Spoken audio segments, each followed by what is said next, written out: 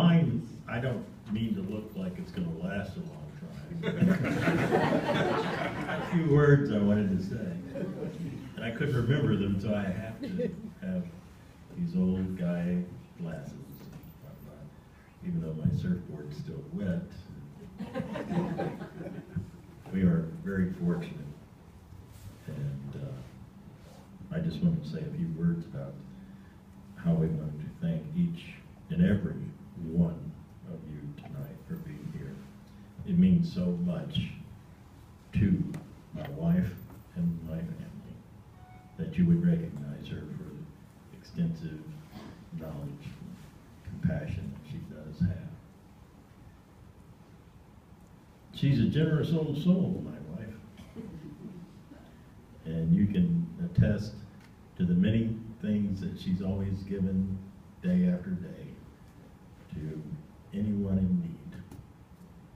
One night she went back into the hospital because somebody was walking around sort of looking for something, and they were trying to find the ER, and she said, well, I think you have to go this way. But she took her time. It was late at night, and for no reason, she just saw this person and I waited for her. And it's that kind of small things to the big things that make her who she is today. Each of you represent a very special segment in her life, a family, and our hearts could not be more touched.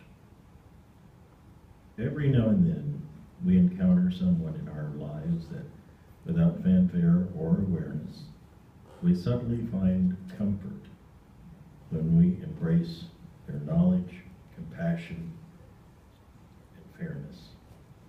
I've been very blessed to have had the honor to be her life partner.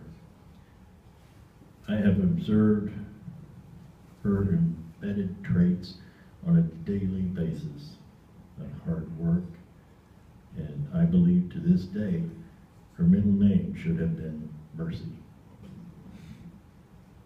She was told by Sister Rock one time that she mentioned to me many years ago, a quote that she took as her own mantra: stay strong in the struggle.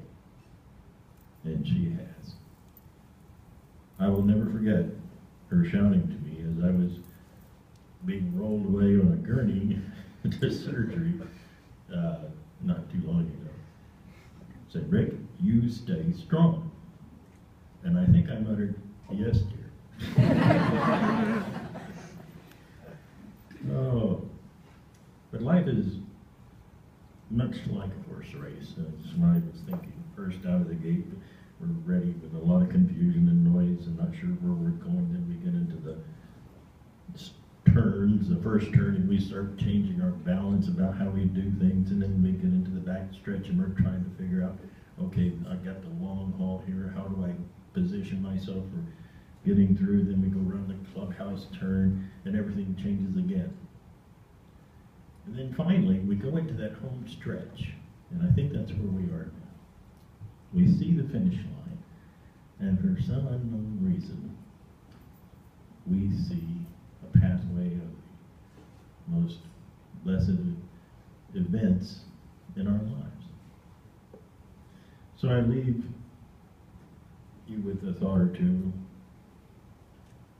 and being, having gone through a little event, which I perceive, and I will pronounce this to everyone unequivocally, that I got to stand at the gates of heaven. And heaven really is, I mean, I didn't see any bright lights, I didn't hear any bells, I didn't hear anything, but Dr. Myers will attest to the fact. Heaven is peace. Heaven is grace. And we all need to appreciate every day with that sentiment of understanding. So I'd like to say in closing, thank you, my dear wife, for all that you have been and will yet to be.